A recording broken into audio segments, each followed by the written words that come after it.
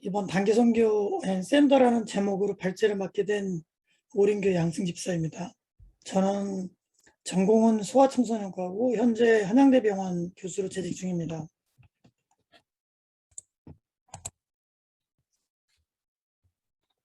이번 시간에 참석하고 계신 분들이 많은 경험들이 있으실 것 같아서 저는 그것에 비하면 대단한 것은 아니지만 단기선교에 대한 저의 경험을 먼저 간단히 나누도록 하겠습니다.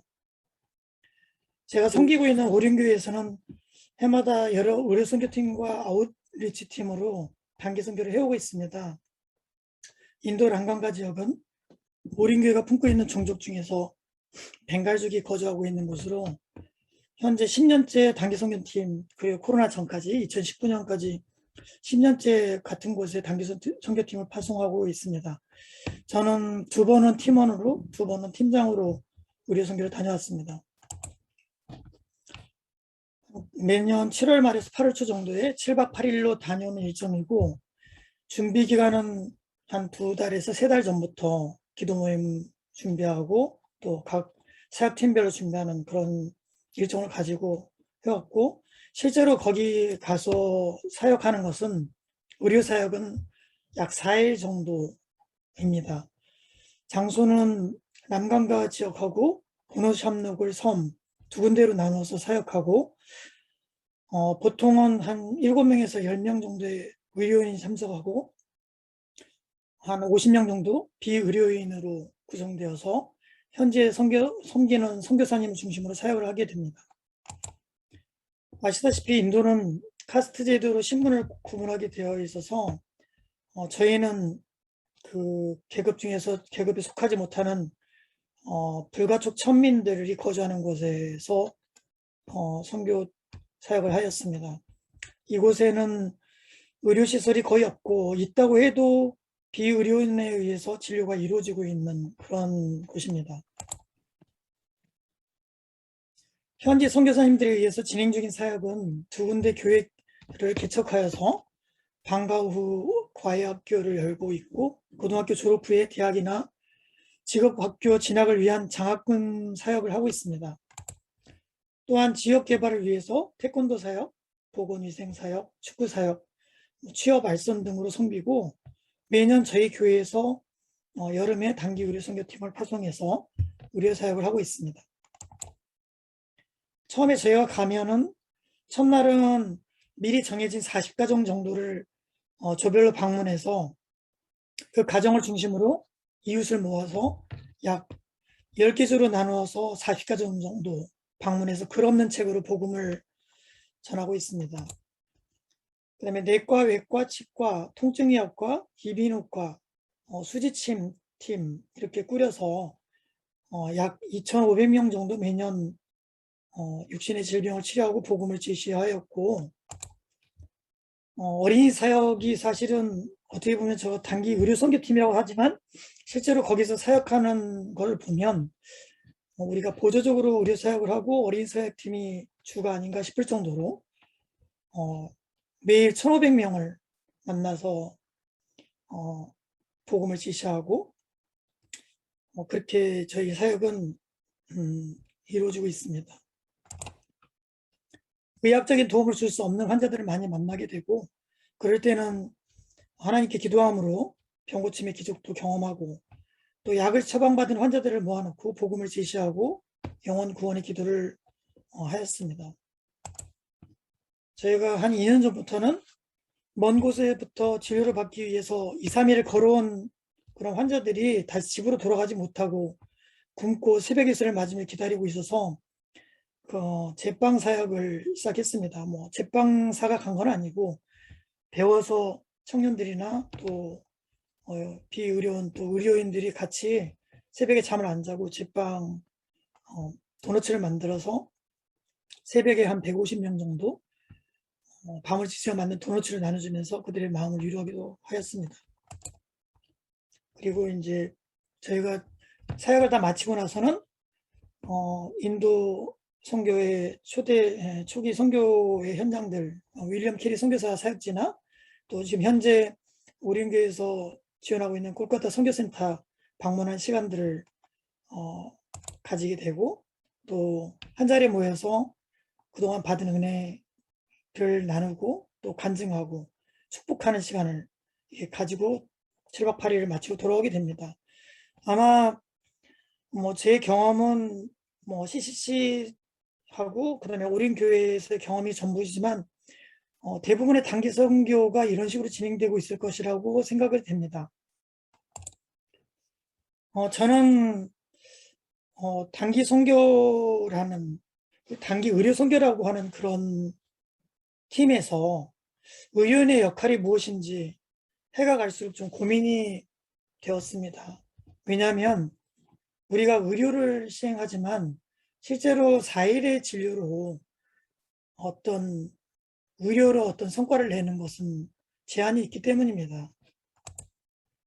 특히 저는 이제 소아청소년과 의사이기 때문에 사실 아이러니컬하게도 제가 소아청소년과를 택한 이유는 선교에 적합한 그런 과라고 생각해서 제가 택한 것입니다.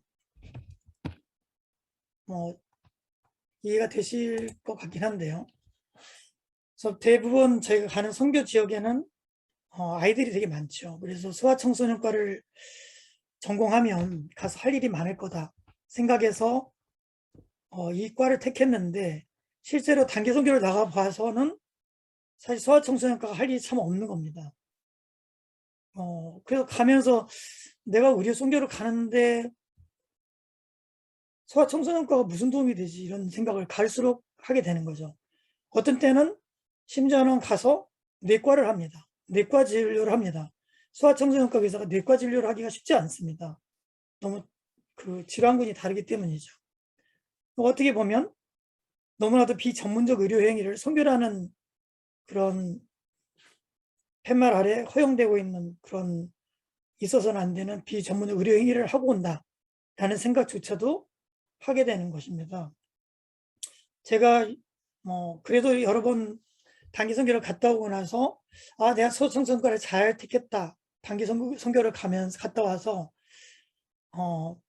정말 내가 이 과를 잘 택했구나 하는 게 한 번 있었는데 한 번 있었는데 2006년도에 아산병원하고 CCC 다운하고 이렇게 모여서 캄보디아에 한번 간 적이 있었는데 그 빈민촌에 갔을 때 생후 100일 정도 된 아이가 설사를 하면서 먹지 못하고 탈수가 되어서 곧 죽게 되어 있는 상태였는데 그 아이를 수액 치료를 할 수 있었던 경험이 있습니다. 그래서 이틀 동안 수액 치료를 해주고 그 아이가 생명을 유지할 수 있었던 그 경험이 한 번 제 기억에 있는 것 같습니다. 그 외에는 진료 중에 요드 결핍을 인해서 갑상선 저하증이 있었는데 해줄 수 있는 게 없었고 심자부에 들렸는데 사실상 해줄 게 아무것도 없었습니다. 진단만 내리고 중보기도팀에 이렇게 넘겨주는. 그리고 대부분 소아청소년과 아이들의 그런 질환들은 급성질환이 많아서 오면은 진료를 하고 감기약을 지어주고 열나면 해열제를 주고 하지만 그것이 사실 제가 소아청소년과를 택한 선교를 위한 그런 택한 과로서 정말 의미가 있는 사역인가 그런 것에 대해서 해가 갈수록 고민을 하게 된 것입니다. 그나마 나온 전문 진료 영역이라고 제가 생각했던 거는 외과였습니다. 되게 그 전문의가 되기까지는 많은 그 트레이닝 과정이 힘들긴 하지만 가면 눈에 보이는 가시적인 효과가 굉장히 크죠. 그냥 혹이 있으면 혹을 떼어내고 상처가 있으면 꿰매주고 그런 것들. 그리고 이제 그런 것들이 눈에 보이는 과는 참 단기 선교에는 참 적합한 것 같다. 또 통증의학과 가서 이렇게 주사 한번 놔주면 몇 달이 간다고 합니다. 그러니까 줄을 서서 기다리는 과가 또 통증의학과고 치과는 뭐 완전하게 충치 치료를 못하긴 하지만 발치해서 적어도 더 이에 악화되는 걸 막아주는 이런 과 정도. 그리고 나머지 이렇게 좀 다른 과들도 이렇게 뭐 이비인후과라든지 이런 과들도 안과라든지 이런 것들도 즉각적인 어떤 효과를 볼 수 있는 때에는 좀 적합한 단기 선교에 적합한 진료형이 아닌가.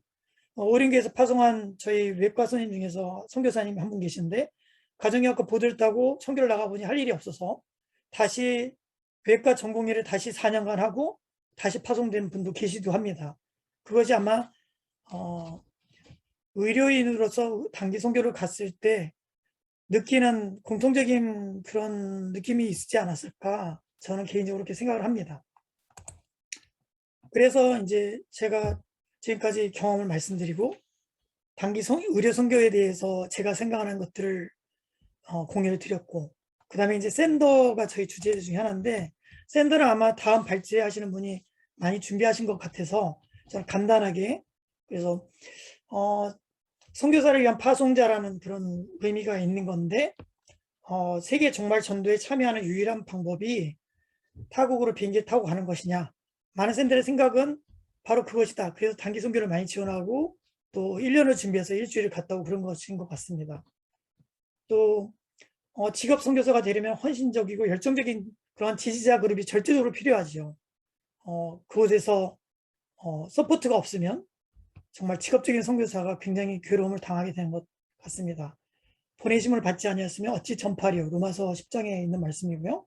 또 요한 3서 1장에도 이는 그들이 주의 이름을 위하여 나가서 이방인에게 아무것도 받지 아니함이라. 그러므로 우리가 이 같은 자들을 영접하는 것이 마땅하니 이는 우리로 진리를 위하여 함께 일하는 자가 되게 하려 함이라. 그래서 주의 이름을 위하여 나가게 하기 위해서는 서포터가 필요하죠. 제가 잘 몰라서 6가지 영역에 샌더가 할 수 있는 6가지 영역이 있다고 합니다.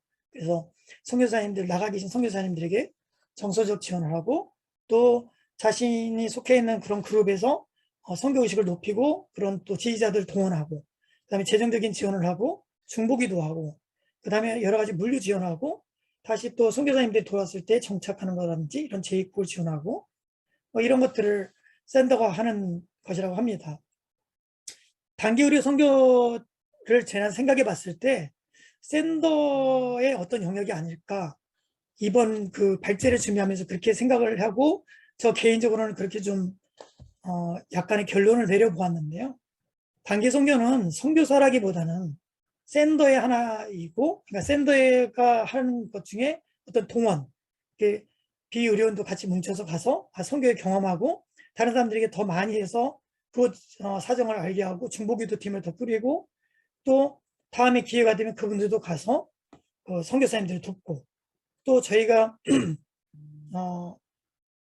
의료를 가서 소아청소년과는 가서 할 일은 없지만 제가 감으로 인해서 데려온 그 아이들과 같이 온 부모들, 그들에게 복음을 제시할 수 있는 어떤 미끼 역할을 하는 것이 아닌가, 우리 의료인이.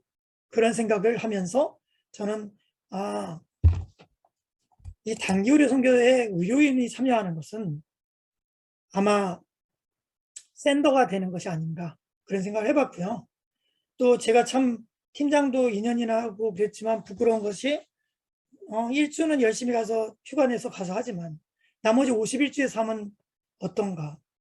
간간히 들려오는 선교사님의 소식을 듣고 그냥 단톡방에 그 기도 제목 뿌려주는 것으로 소임을 다하고 있는 건 아닌가, 그런 생각을 했어서 나머지 51주의 삶도 선교사로서의 삶을 살아야 된다. 그리고 더 많이 헌신할 수 있는 그런 것들을 함으로써 정말 진정한 의미의 샌더가 되는 것이 아닌가, 이렇게 생각해 봤습니다. 제 발제 내용은 여기까지입니다. 감사합니다.